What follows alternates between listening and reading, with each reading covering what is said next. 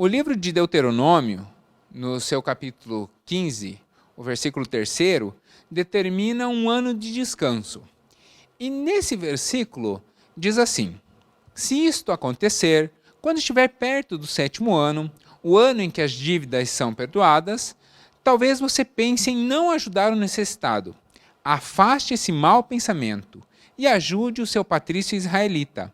Senão, ele gritará a Deus contra você e você será culpado do pecado. Mas daí eu estava lendo esse versículo e esse trecho, afaste esse mau pensamento, me chamou a atenção. Será que é possível afastar um mau pensamento?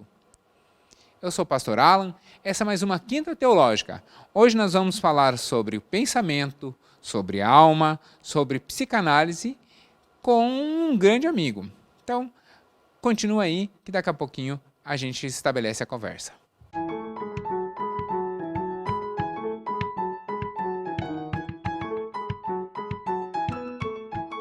Toda quinta, aqui na Igreja Batista de Bom Retiro, nós temos uma conversa com a liderança da igreja, com pessoas especializadas em determinada área, mas sempre algo que possa edificar a sua vida, aumentar a sua comunhão com a igreja, aumentar o seu conhecimento de Bíblia, do dia a dia da igreja, da congregação.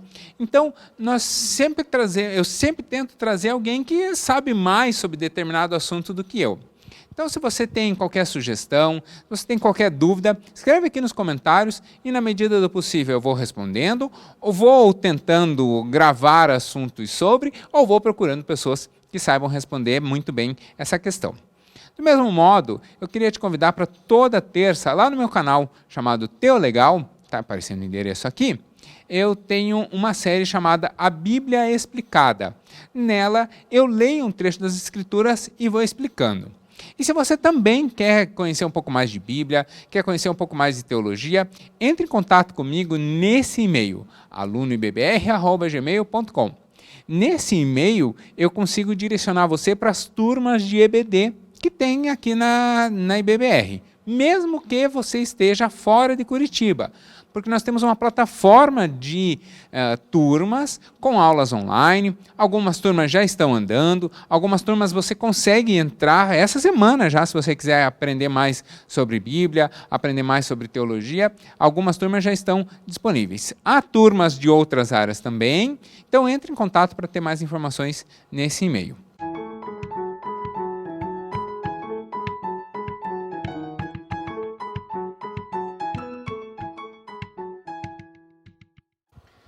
A mente humana é um campo muito fértil.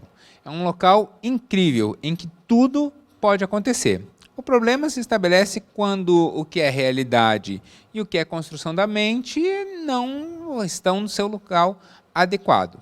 Sonhar é ótimo. Viver o sonho é a meta de qualquer pessoa. Mas viver no mundo do imaginário, no mundo do subconsciente, distante e desconectado da realidade, isso é uma enfermidade da alma, é uma enfermidade do pensamento. Por isso, para conversar sobre esse assunto tão delicado que é a mente e a alma humana, eu converso hoje com um amigão, alguém que sabe mais do que eu, não só nessa área, mas em muitas outras áreas, que é meu veterano na faculdade. Um ano só, né? Mas é meu veterano, né? Se formou em teologia 1 ano antes do que eu. Mas é um meu amigo, eu não sei nem há quantos anos, há muitos anos. O Gui vai fazer 16, 2001, 20 anos. Algo em torno de 20 anos nós somos amigos. O Alan era um pouco diferente, na verdade. Eu tinha alguns quilos a mais, era um pouquinho diferente, mas sou amigo do Jaime, então estamos aqui com o Jaime Endres, Dr. Jaime Endres, meu amigo há muitos anos. O Jaime é psicanalista, é teólogo, é economista, é líder do Ministério Freedom de Libertação aqui da igreja e, como eu disse, é meu amigo, é veterano, é alguém que mora no meu coração e alguém que a gente caminha junto há muitos anos. Estou muito feliz de tê-lo aqui. Obrigado. Tudo bem? Tudo bem, Alan. Tudo bem? Tudo ótimo. E aí eu conheço um pouquinho da sua história, mas tem muita gente que já lhe conhece, mas não sabe muito bem da sua história, né, do seu processo de caminhada cristã. Por isso, a primeira pergunta ela é sempre padrão. E a primeira pergunta é para você contar um pouco para a gente da sua conversão. Como se deu, quando foi, como que você efetivamente assumiu um compromisso com Deus. Ok. Eu comecei a frequentar uma igreja evangélica quando eu conheci a Lília. Eu frequentava uma igreja cristã, que é a igreja católica, né? Então eu já conhecia os princípios do cristianismo, mas efetivamente uma igreja evangélica foi quando eu conheci minha esposa, que é a Lília. E no começo eu participava da igreja, né? Eu não entendia muito bem essa questão. Na realidade eu até ficava às vezes com aquele estigma, né? Não, mas espera aí, eu já sou cristão, né? Por que eu tenho que me batizar, né? E eu ficava nessa luta, né? Nessa luta interna. E eu comecei a frequentar a igreja evangélica e começou a fazer muito sentido para mim. Muitas coisas começaram a fazer um sentido que eu não encontrava esse sentido anteriormente. Principalmente nessa questão desse relacionamento pessoal e de intimidade com Deus. E essa conversa que você tem, né, entre você e Deus diretamente. Isso começou a fazer muito sentido na minha vida. Aí eu fui participar de um jantar da Adonep, e nesse jantar teve um testemunho de um tenente aqui da polícia aqui de Curitiba, que a vida dele aconteceu algo parecido comigo. Ele também era cristão, de uma outra origem, né, de uma outra característica aí mais para o catolicismo. Só que quando ele começou a permear aí o evangelho, começou a ler mesmo, adentrar a Bíblia, né, ele começou a ter um outro tipo de relacionamento e ele acabou indo para uma igreja evangélica. E aquele testemunho dele, Coronel Sanderson, aquele testemunho dele me impactou muito. E ali eu tomei, eu abri os olhos, né? Não adianta, é uma experiência única e realmente fantástica, né? E ali me abriu os olhos, eu entendi muita coisa. Só que eu continuei frequentando uma igreja, né? Eu não tinha entendido na plenitude a questão de se batizar novamente, enfim, né?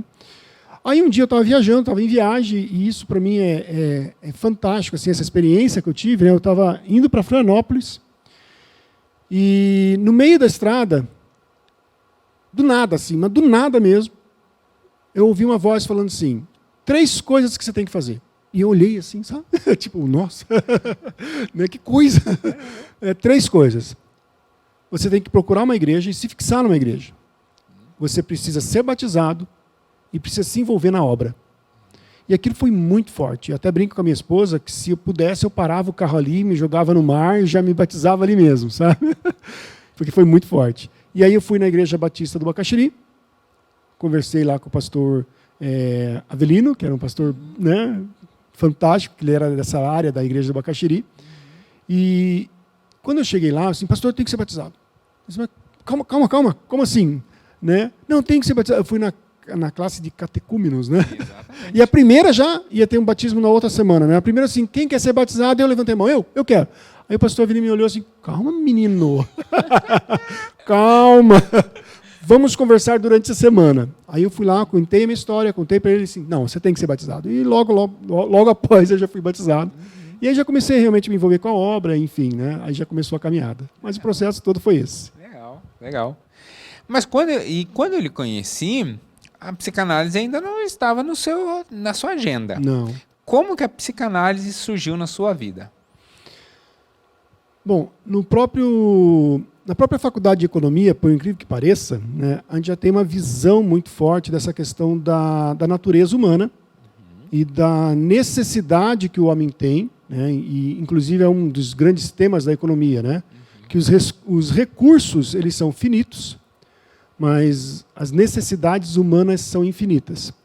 E contrabalancear essa questão, né, das necessidades humanas com aquilo que a natureza ou aquilo que o sistema produtivo pode nos entregar, já começa a alcançar um pouquinho essa questão da área aí do psique humano.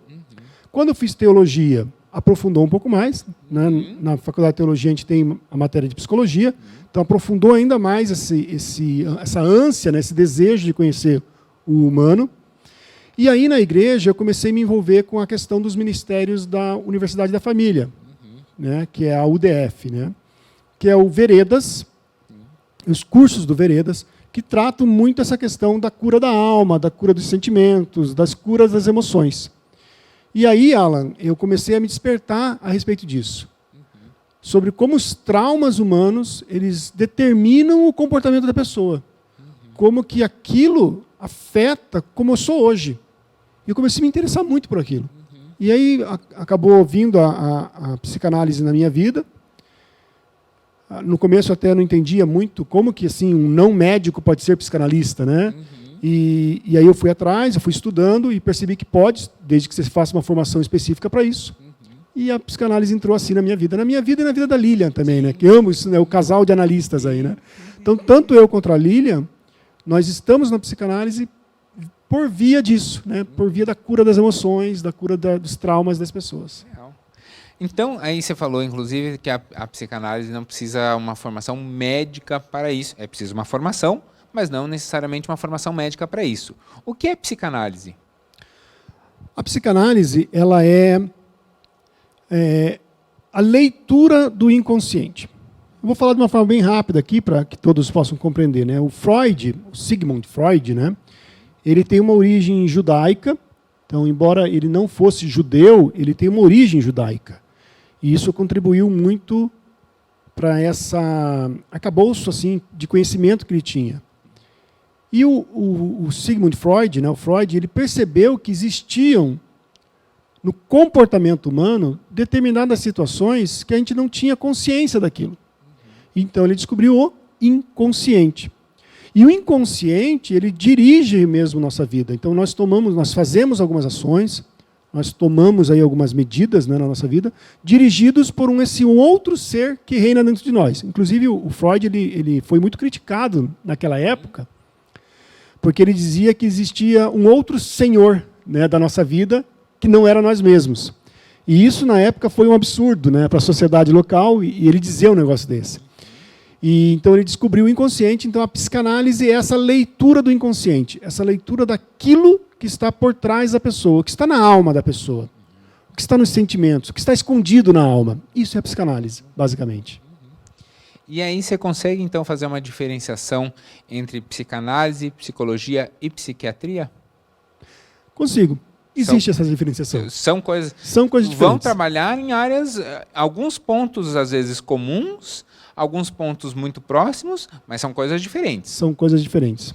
Bom, vamos começar. Eu gosto de ser lúdico, eu gosto de coisa lúdica que grava, né? Pense aí, você que está em casa agora, pensa numa árvore, né? Uma árvore mesmo, daquelas que criança desenha, que tem o tronco, a copa, aquela copa bem redondinha, e as raízes, certo? A psiquiatria, ela é uma ciência médica, né? Então a pessoa precisa ser um médico, depois faz uma especialização em psiquiatria, que cuida dessa parte toda aí da questão orgânica e química, né? Então o tronco da árvore é isso, o tronco é a estrutura por onde passa a seiva, não é isso? Então toda a parte química, toda a parte orgânica da árvore, toda a parte orgânica da gente, do ser humano, né? Então a psiquiatria, ela cuida de doenças que são causadas por distúrbios desse sistema de regulação aí da questão neuroquímica. Às vezes hormonal, às vezes até alimentar, né? Às vezes falta determinada vitamina, determinado princípio, determinado elemento químico. Isso pode, essa falta, ocasionar uma doença comportamental, digamos assim, né? com reflexo comportamental, e quem cuidaria disso? A psiquiatria. A psiquiatria. Nossa, Alan, tua pergunta foi fantástica, sabe por quê? Porque já existe relato de uma moça que no almoço ela queria emagrecer, então ela parou de comer comida, né? Ela falou assim, não, eu quero ser saudável. E ela comia muita castanha de caju. E ela começou a entrar num processo depressivo fortíssimo. E ninguém entendia por quê. E, na realidade, a castanha de caju em excesso pode desencadear, né, pode desencadear algum processo químico no organismo que induz essa depressão. Então é fantástica a tua pergunta. Então, e é o psiquiatra que vai entender isso. O que está faltando? Quais são aqui as doenças? Hemograma completo, isso, aquilo, tal, exames, tal. Opa, esse daqui está em equilíbrio, esse daqui está em desequilíbrio, tal, regula aqui, regula ali. Isso quem faz é o psiquiatra. É o psiquiatra. toda a parte médica, né? E outras doenças também da própria estrutura cerebral, que é o psiquiatra que verifica.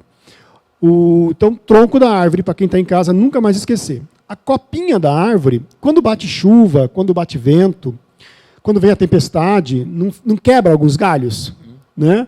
Então, a psicologia, ela se preocupa muito com essa parte comportamental. Ou seja, questões ali de um acidente de carro, questões da morte de um parente, questões comportamentais envolvidas ali no comportamento das pessoas, que muitas vezes a gente sabe a causa, né? Então, eu estou tendo esse comportamento por causa disso, de um abuso, enfim. Então, a copa da árvore ela se mexe conforme as vicissitudes da vida, né? Ou seja, conforme a gente vai vivendo. Já as raízes, Alan, ela está por baixo de tudo, né? Ela é a profundidade da pessoa. Então, eu te chamei de Alan aqui, posso? Não, claro. Não? Então tá bom. Você é de casa. Então, Alan está por baixo de tudo, está no inconsciente. E as raízes da árvore é o que dá suporte, é o que sustenta todos os outros, né? O tronco e a copa. Então, aquilo que está por trás do comportamento. Então, não é só o comportamento, mas é aquilo que está por trás do comportamento. Ou não é só a falta de um determinado neurotransmissor, mas é o que está acontecendo que está me levando a ter essa falta desse neurotransmissor. Porque existem doenças aí que são psicossomáticas com origem emocional. Então, se a gente não traz a cura nessa origem emocional, todo o sistema orgânico da pessoa vai desregular e vai ocasionar diversas outras doenças, né? E aí, eventualmente, pode até, por exemplo, um remédio, ele pode mascarar, durante determinado tempo, um reflexo daquela falta. Mas porque eu não tratei a causa, no instante que eu corto o remédio, a causa volta a atuar, ou, né, ela se assevera e ela vai eclodir na frente de um modo mais difícil, inclusive. Sim. Até vou completar isso que você falou. Muitas vezes a pessoa precisa ir no psiquiatra, porque as emoções dessa pessoa estão tão mexido e já estão tão alterado ali a questão emocional, que já alterou o processo químico e necessita, sim, um medicamento para trazer um certo equilíbrio na pessoa, para que depois a gente possa tratar na terapia o que estava por trás. Sim. Então, precisa aliar esses métodos de tratamento, tá? Que é importante. A gente chama isso, no processo de aconselhamento, a gente chama isso de tratamento multidisciplinar, né? Então, eu acho precioso, acho até uma responsabilidade social dos pastores em ter a humildade de dizer, olha, não é falta de fé ir ao psicólogo, não é falta de fé ir ao psicanalista. Ao contrário, é uma equipe multidisciplinar que vai cuidar de diversas áreas, cada um na sua especialidade, né? Mas a gente recorre a profissionais que, a frasezinha que eu digo muito, que sabem mais do que a gente em outra área. Em outras áreas, é verdade. Pronto, né? Não é vergonha, não é falta de fé, não é nada disso. Né? Então, é necessário estabelecer isso também. Você, como psicanalista, chega a determinadas áreas e você fala assim, olha, então, eu acho que chegou um paciente lá, você fala, olha, vamos consultar um psiquiatra também, vamos consultar um psicólogo também, se precisar, você encaminha também, né? Sim, até eu peguei uma vez um paciente que ele tinha uma síndrome de alexitimia. Alexitimia, primeiro que é bem difícil de diagnosticar, assim, mas não é que a pessoa não tem emoção, a pessoa tem emoção, mas ela não consegue manifestar a emoção.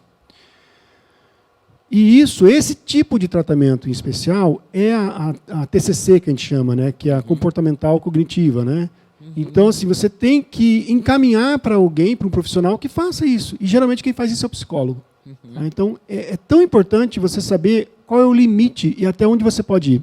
Então, existem situações que são interessantes, né, para a psicanálise, mas existem situações que são interessantes para a psicologia. E você ter essa diferenciação, e você poder encaminhar para um profissional, é o segredo aí. Porque a gente tem que entender o ser humano como alguém que precisa de ajuda. E para você ajudar essa pessoa, talvez não seja eu, talvez seja ou talvez não seja nem você nem outro profissional, mas os dois juntos. Os dois juntos. Né? Caminham às vezes juntos. Talvez um pastor, porque muitas vezes o que eu percebo, Alan, existem questões ali que são emocionais, mas também existem questões espirituais que estão por trás daquela pessoa. E aí você precisa encaminhar para uma questão de alguém que entenda isso, né? Então, um profissional, que é o pastor, precisa também. Muito legal, legal. Na introdução, eu citei Deuteronômio 15:3, que vai falar de mudar o pensamento. Diz literalmente assim: se isso acontecer, quando estiver no 7º ano, o ano em que as dívidas são perdoadas, talvez você pense em não ajudar o necessitado. Afaste esse mau pensamento e ajude o seu patrício israelita. Então aqui ele está falando sobre deixar a terra descansar, né, sobre perdoar a dívida, mas esse trechinho que me chama a atenção. Afaste esse mau pensamento. Cara, o pensamento veio, ele surgiu, ele está ali. Mudar um pensamento, afastar um pensamento, é possível? É possível. Porém, demanda uma certa dose primeiro, de paciência, de desejo, né? Uma grande dose de desejo. Na verdade, tem um psicanalista francês, que é o Jacques Lacan, que ele diz que é o desejo que move o sujeito. Então, o pensamento, Alan, muitas vezes, ele está em cima de uma crença, de uma cadeia de crença, que foi construída nessa pessoa durante muito tempo. Então, por isso que às vezes é difícil você mudar um pensamento de alguém. Porque o que você está fazendo é desconstruir uma crença, algo que a pessoa passou por anos ali acreditando, né? Marca a sua identidade. Marca a identidade, então isso é difícil. Então, assim, é possível? Claro, porém é necessário um trabalho, porque se você impor para outra pessoa, não vai mudar o pensamento da pessoa. A pessoa simplesmente vai o quê? Vai aceitar, vai se submeter àquilo, sem propriamente mudar o pensamento. Ela vai só se diminuir, né? Sabe que na psicanálise tem um outro, falando disso agora, eu lembrei de um outro ponto bem importante, que vem muito a calhar. A diferença também da técnica, né, da análise. Quando você sugestiona uma pessoa, então, por exemplo, né, eu quero mudar o pensamento de alguém. Eu posso sugestionar essa pessoa. Eu posso o quê? Incluir coisas nela, né? Isso, para Leonardo da Vinci, ele era per via de porre. Ou seja, eu pego um quadro e vou adicionando elementos, né, vou colocando tinta naquela tela branca, para que dali, daquela tela branca, eu extraia um quadro, ou extraia uma outra figura, né? A psicanálise é por via de porre. Ou per via de levare, perdão, né? Ou seja, eu vou retirando da pessoa aquilo que está em excesso. Então, mudar um pensamento. Não adianta muito a pessoa ter uma crença, tem um pensamento, eu ficar impondo sobre essa pessoa coisas. Pelo contrário, eu vou retirando dessa pessoa aquilo que está em excesso e descobrindo quem é a pessoa na sua identidade real, na sua natureza real. Então, é um processo, mas pode-se mudar pensamento. Desnudar-se aqui no sentido mais belo possível, né? É tirar as camadas externas e mostrar qual é a essência, né? Eu acho que você pensou na cebola, né? Eu lembrei um pouco também. A cebola, você vai tirando as camadas. A ideia é por aí. A ideia é por aí. E é possível acessar o inconsciente através do consciente? Ou seja, essas raízes, é possível acessar essas raízes? Como chega nessas raízes? O consciente, por si só, ele não consegue acessar o inconsciente. O inconsciente, a gente fala que ele surge, né? Então, em alguns momentos, aquele material que está retido, aquela dor que está retida, ela surge. Como surge? Atos falhos. Atos falhos são situações que acontecem conosco no dia a dia e que nós não nos atentamos, que aquilo é uma mensagem do inconsciente. Então, são esquecimentos, né, os lapsos de memória. Tem atos falhos da linguagem, né, a pessoa troca o que vai falar. Tem até alguns famosos aí, né, a pessoa... Não é bom falar aqui, mas a pessoa ia falar assim, nós somos muito sérios, né? E ela diz assim, nós somos corruptos, né? Entendeu? Ela fala coisas que estão no inconsciente dela, mas flui através da linguagem. Até tem uma brincadeira que uma estudante de psicologia uma vez falou assim, esse fraude, né? Ela estava falando Freud, mas ela se referiu ao Freud como uma fraude, porque no fundo é o que ela achava do Freud, que era uma fraude, né? Então saiu um ato falho aí pela linguagem. Então, esses atos falhos, eles afloram o inconsciente. Outros são a questão aí dos mecanismos de defesa do ego, né? Que, vou fazer uma propaganda aqui, tem a Clínica da Alma. Posso fazer propaganda? Claro, claro. Clínica da Alma, está gravado lá no canal Aluno em BBR. Se você quiser entender um pouco mais do que são esses mecanismos de defesa do ego, né? Assista lá na IBBR, Aluno IBBR. E uma outra forma, através dos sonhos, ou através da análise, né? Que é o consultório ali mesmo, a prática analítica, que você consegue captar sinais do inconsciente. Então, o consciente em si não consegue ler o inconsciente, mas você capta sinais do inconsciente. Tá? Então, o analista ele consegue fazer isso. Eu consigo... Não é muito o que você está falando, Alan, mas é o que está por trás da fala. É isso que é o material que eu trabalho. Aquilo que você está falando sem falar, dizendo sem falar, né? Sem abrir a boca. E aí, quem é especialista, quem é especializado nisso, vai percebendo essas coisas e vai aí trabalhando em cima e tal. Legal, legal. E na sua experiência de psicanálise, qual é o mais comum problema pelo qual as pessoas procuram um psicanalista? E a psicanálise serve só para resolver problemas ou ajuda o indivíduo a se conhecer melhor? Quer dizer, só chega no consultório de psicanálise quem está realmente quebrado, precisando de uma ajuda imediata, ou quem está, por exemplo, nos assistindo e assim fala, não, eu queria me conhecer melhor, eu queria algumas respostas para a minha vida e tal, também pode procurar um psicanalista? Ambos, né? Vamos dizer assim. É que nem sempre a pessoa que está bem, ela vai atrás de uma análise, mas deveria ir, né? Até meu filho, o Guilherme, ele brinca assim, não, pai, análise é para todo mundo. Porque é verdade. Assim, a psicanálise, ela é, de certa forma, construtora de uma nova identidade. É aquilo que a gente falou do per via de Poe, né?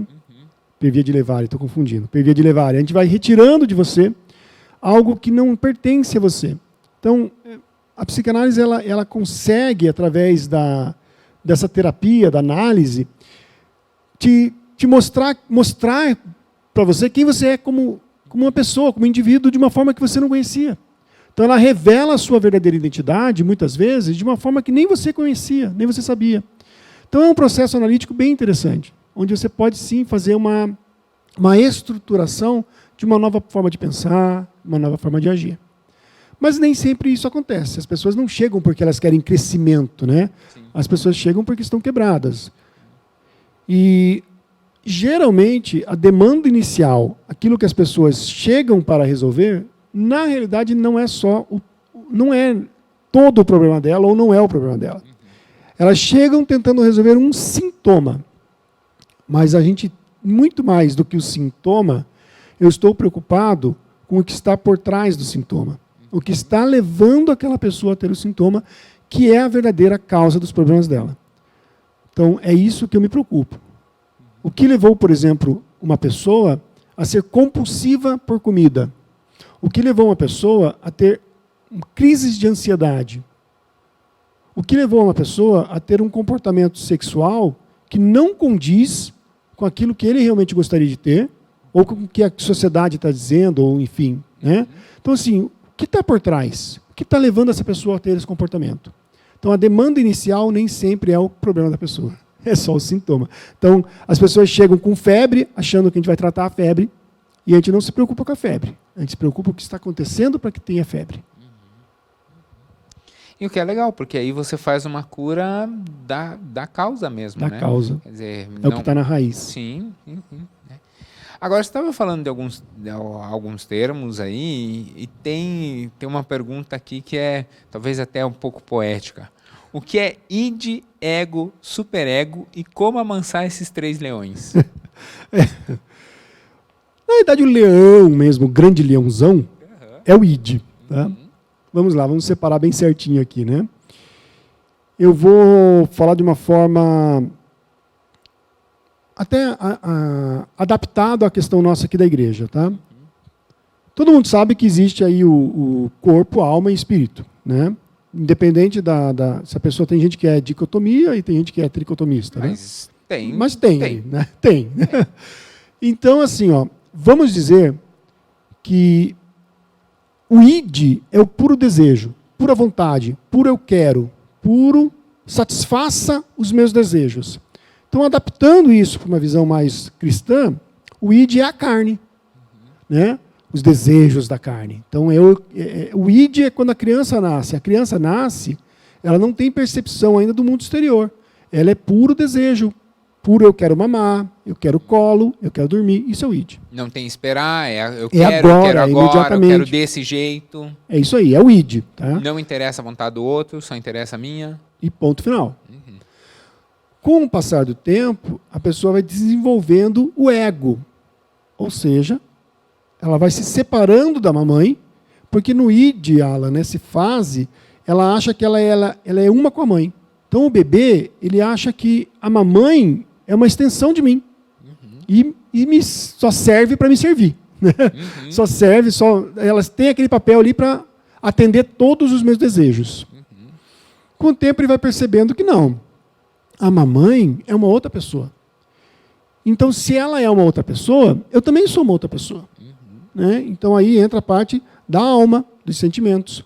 Então, eu tenho meus sentimentos, eu tenho a minha demanda. Então, o ego é o isso, é o eu. Né? Então, id, puro desejo, pura vontade. O ego é o eu, quem eu sou como pessoa. Que é latim, né? Ego é eu em latim. É eu, né? E aí entra em uma outra coisa. Se ficasse só no id e no ego, o que aconteceria? Sou eu, certo? Com o meu id, o tempo todo querendo fazer as coisas. A pessoa ia virar uma egoísta. É tudo para mim. Não é isso? Tudo para mim. O mundo gira ao meu redor. Então, não é só a mamãe. Existem outras pessoas, mas essas outras pessoas também servem para me servir. Né? A função do mundo é atender os meus desejos e que eu esteja suprido nas minhas necessidades. Aí vem o superego. O superego são os limites. O superego é a moral. Então, o superego é a questão da consciência divina dentro de cada um de nós, que é o Espírito. Então, o sopro do Espírito Santo, né, o sopro do Espírito de Deus ali, né, quando ele soprou nas narinas, e que aí a gente se tornou um ser vivente, é o quê? A consciência de Deus que habita em nós. E isso independente da pessoa, até uma pessoa que se diz ateu, ela tem uma consciência divina nela. Ela não percebe isso, mas tem. Né? Então, essa questão da consciência, né, dos limites, das regras, das normas, cara, não é bem assim. Você não pode atender todos os desejos do seu id. Existe um limite. Esse é o superego. Tá? Então, corpo, eu quero, desejo. Alma, sentimentos. Né? E o superego, que é essa parte do espírito, da consciência divina que habita em nós. E por cima de tudo, quem é cristão tem o Espírito Santo, que domina em todas as áreas. Né? Pode dominar todas as áreas. Se a pessoa né? permitir, né? Exatamente. Exatamente. E dentro desse processo, então, de trazer cura e tratar nesses aspectos de carne, de corpo, alma e espírito, a própria Bíblia diz que confessar os nossos pecados traz curas, né? Então, confesse os seus pecados para serem curados. Falar traz cura? E como? Traz cura. E a Bíblia é tão sábia nisso, né? E é interessante que 2000 anos depois, né, as pessoas ainda não entenderam isso. Pois é. Né? Quando você fala com Deus, você é perdoado, mas quando você fala com o próximo, você é curado. Por que falar traz a cura? Aí tem uma explicação psicanalítica, né? Inclusive as primeiras pacientes de Freud, a primeira paciente que denominou isso, o Talking Cure, né? Que é a cura pela fala. E ela falava que quando ela falava, era como se tivesse uma limpeza do chaminé, né, por dentro. Né? Ela se sentia limpa por dentro, porque ela expunha tudo, ela falava, ela jogava para fora aquelas dores que estavam na alma. Né? Então, por que falar cura? Porque quando você começa a falar, e aí existe a livre associação, que a gente fala, que é você falar da forma como você quer, o quanto você quer e do assunto que você quer. Você começa a jogar para fora. Você tira o lixo, né, o tóxico, e expõe. A própria neurociência, muito tempo depois, percebeu que, para os neurônios, isso é importante. Quando você fala, você começa a falar, você começa a se ouvir, e você começa a se perceber.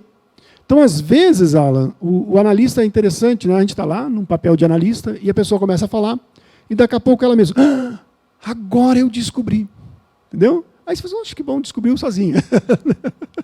Te agradece. Te agradece. Que ótimo, psicanalista, Jaime. Você não fez nada. Não fiz nada. Entre aspas. Né? Sim, a gente induziu o processo. Né? A gente conduziu o processo. Exatamente. Mas é legal porque assim, algumas pessoas fazem isso. Elas falam, daqui a pouco elas olham assim, meu Deus, agora eu entendi. É isso. Daí, claro, você faz o manejo, né, e leva a pessoa realmente a consolidar isso, mas a fala ela tem esse papel, você se escuta. Você ouve você mesmo. E quando você ouve você mesmo, algumas coisas que não tinham significado ou que não simbolizavam nada, tem um símbolo, tem um significado. Legal. E é muito curioso, né? Porque esses detalhes da própria construção, né? Então, por exemplo, existem pessoas que falam assim, não usam pronome pessoal, por exemplo, para se referir a pai. Fala assim, o meu pai. Daí fala assim, e o pai, tarará. Mas por que a pessoa não usa o pronome pessoal? Não, ela não usa o meu pai porque ela quer um distanciamento do pai. Ótimo, isso mesmo. Assim, tá, e, por exemplo, e como é... Aí vem aquela pergunta, né, o psicanalista lá, e como é a sua relação com seu pai? E aí a pessoa começa a pensar sobre aquilo. E ela fala assim, eu descobri a resposta. Não, é que você detectou ali. Por que ela não se refere, não usa nenhuma palavra de conexão dela com o pai? Alguma coisa pode ter aí. E aí trata ali e tal, né? E essa escuta do analista é justamente essa escuta que você falou. Uhum. Não é muito o que você está falando, mas assim, por que essa pessoa se refere ao pai assim? Tem algo por trás. E esse algo por trás é que a gente chega à cura. Uhum. Legal. Pessoas de qualquer idade podem recorrer à terapia de um psicanalista? Podem, porém a técnica é um pouco diferente. Tá? Então, por exemplo, crianças, adolescentes e jovens, adultos e pessoas de mais idade, né? Da melhor idade. Para cada grupo, existe uma técnica um pouco diferente. Eu, por exemplo, eu não atendo crianças e nem adolescentes, no comecinho da fase ali, terminando adolescente, né? Eu não atuo muito nessa fase. Eu prefiro trabalhar com a questão dos adultos, né, com as demandas dos adultos e com a terceira idade. Porque cada fase tem uma técnica diferente. Então, sim, qualquer idade. Né? Inclusive, psicanalistas aí famosos, eles atuam numa questão analítica com crianças bem pequenas. E já começam a ter essa intervenção analítica. Mas aí tem que ter uma técnica diferente, um manejo diferente. Então, cada analista ele se especializa numa área. Né? Legal. Quando a gente fala em psicanálise, inclusive citando Freud, a imagem, antes conversei com a Dea sobre estética, a imagem que vem na cabeça é um divã, que é está aparecendo aqui que é um divã. Um divã, o psicanalista sentado atrás, a pessoa estirada no divã, o psicanalista sentado na poltrona e a pessoa falando qualquer coisa. É assim? Esse é o único processo de terapia analítica que pode existir? Então, é assim, né? É bom quando a gente consegue fazer isso. Só que hoje, com a tecnologia, a gente está muito no online, né? Então muitas pessoas não têm um divã em casa, né? E, então, algumas até deitam na cama, enfim, né? Fazem um manejo diferenciado. Mas é assim, o divã... Por que tem essa figura, né, do divã, da pessoa deitada, e de um analista atrás? Porque quando a pessoa está elaborando e falando, algumas pessoas elas não conseguem essa associação livre, essa elaboração, olhando diretamente para o outro. Elas ficam constrangidas. E quando elas estão falando, e elas estão viajando ali, né, no mundo das ideias dela, elas conseguem resgatar do fundo da sua alma coisas que talvez não conseguiriam resgatar se estivesse olhando diretamente. Mas existe um processo aí, né? Os primeiros encontros com o analista, nós fazemos uma grande anamnese, então a gente percebe a pessoa como um todo. Então os primeiros encontros geralmente se dão face a face. Né? Então a gente conversa face a face e eu vou extraindo de você como foi sua vida, como foi sua infância, como eram seus pais, tem irmãos, não tem? A gente vai fazendo uma grande investigação, entre aspas, né? E aí depois é que a gente convida a pessoa a ir ao divã. Mas o divã é importante na análise, porque tira esse bloqueio que a pessoa tem muitas vezes de falar face a face. Mas tem pacientes que não se sentem à vontade no divã. Tem pacientes que dizem assim, posso ficar te olhando? E aí, Alan, você tem que respeitar, inclusive, a individualidade da pessoa. Então, se a pessoa quer, né, se a pessoa não consegue se sentir à vontade ali no divã, tudo bem, pode ficar me olhando, desde que você consiga elaborar os pensamentos, né? Mas o divã ele é bem essencial, sim. Então, eu preciso te confessar uma coisa. Uma vez, num processo de análise, eu pedi para trocar de sala, porque a sala em que eu fazia análise tinha uma rachadura no teto. E aquilo te incomodava? Aquilo me incomodava profundamente. Eu não parava de olhar para a rachadura. E você já descobriu por quê? Vamos analisar. Não é uma terapia aqui. Mas, Alan, não fala isso para um psicanalista. Pois é, mas aquela rachadura me desconcentrava de uma maneira tremenda. Você tem que falar para o teu analista, tem que trabalhar isso aí, viu? Tem que voltar lá, mas não na mesma sala. Não na mesma sala. Não na mesma sala. Qual é o caminho e quanto tempo leva para uma pessoa se tornar um psicanalista? O caminho é assim, você precisa ser formado em uma área do saber, né? Necessário isso, então você tem que ter uma faculdade, e você precisa aí fazer uma formação em psicanálise. A formação em psicanálise, ela é principalmente um tripé analítico, que é a parte do conhecimento técnico e científico, da sua análise pessoal e do atendimento sob supervisão. Então, não existe uma formação de um analista se não passar por essas 3 facetas, né? Por que é importante? Porque é importante você ter todo o conhecimento, obviamente, técnico e científico, mas se a pessoa não é analisada, se a pessoa não passa por uma análise, eu posso estar transferindo demandas minhas para o paciente. Então, por isso que é importante eu me conhecer muito bem.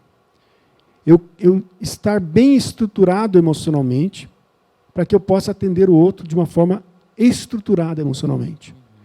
Então, isso só é possível através da sua análise pessoal. E atendimento sob supervisão é você ter o olhar de um outro, né, do seu analista, ajudando você a compreender o seu paciente. Mas isso é no início, né? As pessoas atendem sob supervisão logo no que elas se formam. E depois elas caminham sozinhas. Logicamente, um analista, ele nunca fica sozinho, porque tem demandas que às vezes eu preciso tratar em mim. Então, às vezes, eu também tenho que ir para um analista. São demandas que surgem. Às vezes, no próprio processo de cuidar de alguém, vão surgir demandas em você que, por exemplo, chega um paciente, o paciente sistematicamente atrasa, por exemplo. Talvez isso crie em você percepções e você fala assim, poxa, mas por que isso me irrita tanto? Me irrita tanto. Por que a rachadura me irrita tanto? Entendeu? É isso, Alan. Algo por trás. Então, opa. E isso não passou lá atrás. Não tinha sido filtrada na minha análise. Daí eu tenho que voltar e entender o porquê está acontecendo isso comigo. Quer dizer, nunca termina a formação de um psicanalista. Não termina. E até porque, como a mente humana ela é algo maravilhoso e cheio de nuances, né? E cada vez mais cheio de nuances, se a gente para, a gente não consegue compreender. Então, nunca termina. Não tem tempo. Mas, assim, senão a pessoa diz, mas como é que o cara trabalha, então, né? É em torno de uns 4 a 5 anos que demora para que você consiga ter a credencial, precisa ter uma credencial de uma sociedade de psicanálise. Você precisa fazer uma prova, né, quase como uma prova aí da OAB, né? Sim. Você tem que fazer uma prova final, você tem que passar nessa prova final, para aí sim ser credenciado a ser um analista. Mas eu acho que só para deixar bem claro, é como um médico. Quer dizer, cada pouco tem um novo medicamento, cada pouco tem uma nova doença, tal. Então ele está sempre estudando. Sim. Isso não quer dizer que ele, a partir do momento que ele recebe a credencial, ele não está habilitado para trabalhar. Pelo contrário, ele está habilitado, mas é justamente pela experiência e por acessar outras questões que ele vai trabalhando também em si essas questões, né? É natural. Né? Na realidade, é natural em qualquer profissão. Sim, vamos falar a verdade? Sim. Toda profissão, sim, a pessoa necessita o teu conhecimento, a tua habilidade, né, serem desenvolvidas constantemente, porque tecnologias novas ou novas formas de fazer. Então, toda profissão, a pessoa nunca para de estudar. Nos 10 mandamentos do advogado, tem um que fala assim, estuda, porque o direito está em constante transformação. Cada dia que não estuda, você é menos advogado. Pesado, né? É pesado, mas então, é real. Então, um dia que você não estudou, você fala assim, cara, hoje eu sou menos advogado do que ontem. Porque hoje saiu uma decisão nova, hoje saiu um decreto novo, saiu uma portaria nova e tal. Eu não estudei, eu sou menos advogado do que ontem. Ainda bem que no Brasil as coisas não mudam tão rapidamente assim. Né? Não, né? Pois é, acontece. Acontece. Mas a gente está caminhando já para o final. Eu queria saber, o senhor é graduado em teologia também, hein? Então agora não a fala conversa senhor, pesou, hein? Ficar com vergonha. Qual é o seu livro preferido da Bíblia e por quê? Engraçado, eu sempre gostei de Provérbios. É impressionante, sempre gostei. Lá atrás, quando eu fiz a crisma, né, na questão do catolicismo, eu ganhei um livrinho, né, de Provérbios, né? E aquilo me impactou muito. E eu sempre gostei muito de Provérbios porque a questão da sabedoria, né, como essa questão da inteligência, da sabedoria, e o que nos proporciona isso, sempre me chamou muita atenção. E o livro de Provérbios, ele lê a alma humana de uma forma muito grande. Então, essa leitura da alma humana no livro de Provérbios sempre me chamou atenção. Mesmo antes de pensar em ser, professar uma fé crente, né? Mesmo antes de pensar em sonhar em ser um analista, o livro de Provérbios me interessava pela questão da leitura da alma humana. Legal. E que pergunta eu não lhe fiz, mas eu deveria ter feito? Por que, né, mais mulheres procuram terapia? E isso é uma coisa para mulheres? E por que mais mulheres procuram terapia? E terapia é uma coisa para mulher? Nossa, excelente pergunta, hein? Gostei. Agora eu quero uma excelente resposta, então. Na verdade, assim, você percebe que não é só na terapia que as mulheres estão mais presentes. As mulheres estão mais presentes também nas igrejas, buscando, né, esse conhecimento, buscando essa transformação. Muito vem, pastor Alan, né, pela cultura, né, a cultura que foi empregada na criação. As mulheres, elas conseguem ser mais sensíveis desde a criação. Obviamente, isso está mudando, e em certo sentido isso é ótimo que está mudando, mas há um tempo atrás, o homem ele era criado para ser forte, para ser, né, valente. Não chore, menino. Engula esse choro, menino. Né? Então, o homem ele foi criado, ou foi mal criado, né? Porque deveria ter tido um outro tipo de criação, para ser insensível, para não ter essa percepção emocional. Porque o homem é a razão. Né? O homem ele tem que ter uma resposta, ele não pode se emocionar tão facilmente. É feio para um homem se emocionar facilmente. Então isso é cultural e é ruim, porque inclusive o homem ele acaba tendo demandas muito maiores que as mulheres. Porque as mulheres, elas conversam com a amiguinha. Então as mulheres, elas chegam para a amiguinha e falam assim, estou com uma raiva hoje, por quê? Né? Estou com raiva disso. O homem não. O homem não chega para o amiguinho e diz assim, vamos conversar, eu preciso conversar com você. Ele vai ser taxado, infelizmente, né, de um ser estranho. No mundo, aproveitando o exemplo da mulher, no mundo por aí, se um homem chega para o seu amigo e fala, estou com raiva hoje, ele fala, vamos tomar uma então. E não pergunta por quê. E não pergunta por quê. Bem isso, nesse mundo. Então o homem ele foi acostumado a engolir mais, a suprimir mais, né, a encapsular mais as suas emoções. E o que faz muito pior. Então, eu tenho vários pacientes, homens, que chegam na clínica e é tão bom, é tão transformador, você mesmo fez análise ou faz análise ainda, é muito bom, é transformador. E não há nada de desmérito, não há nada que vai te deixar sem crédito, vamos dizer assim, de você procurar ajuda. Né? Até num dos podcasts lá que eu fiz, eu digo que psicanálise ou análise são para os fortes. Porque os fracos, eles não procuram ajuda nesse sentido. Os fortes, eles reconhecem, eu preciso de ajuda. Isso é ser forte. Então, por que as mulheres procuram mais análise? Porque, primeiro, as mulheres são mais sensíveis pela própria natureza, e segundo, porque alguns homens ainda têm aquele tabu. que se eu for atrás disso, eu estou sendo fraco. E não está sendo fraco, você está sendo forte, de reconhecer uma necessidade. Ontem num podcast, mas não do seu, mas ontem eu vi um delegado falando que a maioria dos homens, quando tenta suicídio, obtém êxito. Porque eles, quando chegam ao ponto de se suicidar, primeiro, elegem uma forma muito mais violenta do que normalmente a mulher, e ele já chegou num ponto, porque ele não se abre, ele não conversa, tal, né? E a pergunta do entrevistador é justamente por que o delegado, além de direito, porque para ser delegado tem que fazer direito, por que ele tinha feito psicologia. E aí ele explicando isso, que o homem ele se segura muito e quando ele explode de tal forma que ele vai executar aquilo. Então ele procura uma forma extremamente violenta, extremamente séria, tal, para não ter chance dele escapar, porque quando ele tenta suicídio, ele quer dar o fim. Ele botou o fim naquilo tudo, então ele bota fim na vida também. Infelizmente. Como a sociedade está mudando, de certa forma, mas ainda impõe sobre o homem essa situação, né?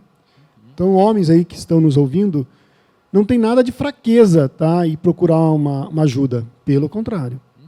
O homem que procura ajuda, ele está sendo muito mais forte do que o homem que procura ajuda atrás de uma bebida, por exemplo, né? E aí, então, aproveitando a propaganda, eu volto numa pergunta anterior, né? Porque, como a gente falou, não é só quem tem problema. Então, quem quer se conhecer melhor, quem quer potencializar os seus, as suas qualidades, a sua identidade, né? Quem quer se conhecer melhor, quem quer até se compreender, os seus relacionamentos com o pai, com o seu filho, com a sua esposa, né? Quer viver uma vida de mais qualidade, pode procurar psicologia. Pode procurar um psicanalista. Não precisa dizer assim, eu tenho um problema e preciso procurar um psicanalista porque eu quero resolver esse problema, né? A pessoa, se quiser melhorar a sua qualidade de vida, pode procurar um psicanalista. Com certeza. Também. E vai melhorar. Né? Legal, com certeza. Legal. Mas a gente sempre encerra, nós já estamos encerrando, a gente sempre encerra com o convidado orando. Podemos manter a tradição contigo? Podemos. Então, por favor. Primeiro, eu até gostaria de agradecer, viu? Eu já descobri que é de presente, gostei muito. Obrigado, Alan. E obrigado por me chamar aqui. Muito obrigado. Foi um prazer estar aqui contigo. Como você disse no começo, né, nós somos amigos de grande data. Por isso que eu tenho dificuldade, às vezes, de chamar de pastor. Sério? Né? E o trabalho que você tem feito é um trabalho fenomenal. Só para registrar, o Jaime, durante muito tempo, ele foi meu líder de célula. É verdade. Né? Durante muito tempo, inclusive, você foi meu líder de célula. É verdade. Foi bons tempos, por sinal. Mas vamos orar, né? Senhor, muito obrigado, Pai. Muito obrigado porque, através desse momento, Pai, que nós estamos conversando, nós podemos servir de canal de bênção do Senhor para vidas de pessoas, ó Deus, que estão muitas vezes com traumas emocionais, com situações ali de prisões emocionais, ó Pai. Que o Senhor, nesse momento, Pai, possa tocar no coração dessas pessoas e que elas percebam, Senhor, que elas necessitam de ajuda. Pai, o Senhor coloque profissionais corretos na vida dessas pessoas, ou o Senhor encaminhe essas pessoas, ó Deus, para pastores, para líderes, que possam, Deus, tratar essas demandas emocionais e também demandas espirituais que essas pessoas tenham, Pai. Pai, em nome de Jesus, ó Pai, eu quero aqui colocar esse momento nas Tuas mãos e te pedir, Deus, que o Senhor traga cura para almas feridas, cura para pessoas, ó Deus, que estão buscando respostas e muitas vezes não estão encontrando, Senhor. Que o Senhor possa direcionar essas pessoas, ó Pai. Pai, eu agradeço pela vida do pastor Alan, Deus. Agradeço por esse ministério que ele tem de ensino e que, através desse ministério do pastor Alan, muitas pessoas conheçam a Tua palavra, muitas pessoas possam se achegar a Ti, muitas pessoas possam ser transformadas, ó Deus, pelo Teu Espírito Santo. Que o Teu Espírito Santo toque no coração de multidões e que o Seu Espírito Santo esteja ungindo a vida do pastor Alan, para que da boca dele saia sabedoria e atinja o coração de pessoas que muitas vezes, ó Pai, ainda não entenderam qual é o seu chamado e o seu propósito para a vida delas. Eu oro e agradeço em nome de Jesus. Amém. Amém. Se você quer, já me falou da educação, nós temos uma turma, que é inclusive a Clínica da Alma, que é o Jaime que ministra, o Jaime e a Lilian que ministram. Vai acabar agora nesse domingo, mas logo, vai recomeçar em agosto, então, né? Logo recomeça. Então, esse e-mail que está aparecendo aqui, o alunoibbr@gmail.com, você pode entrar em contato que eu fecho o link com o Jaime sem problema nenhum, mas o Jaime não é acessível só na EBD. Para mim seria um prazer se você fosse a EBD, inclusive para ser aluno do Jaime. Mas o Jaime também está disponível por outros meios que estão aparecendo aqui.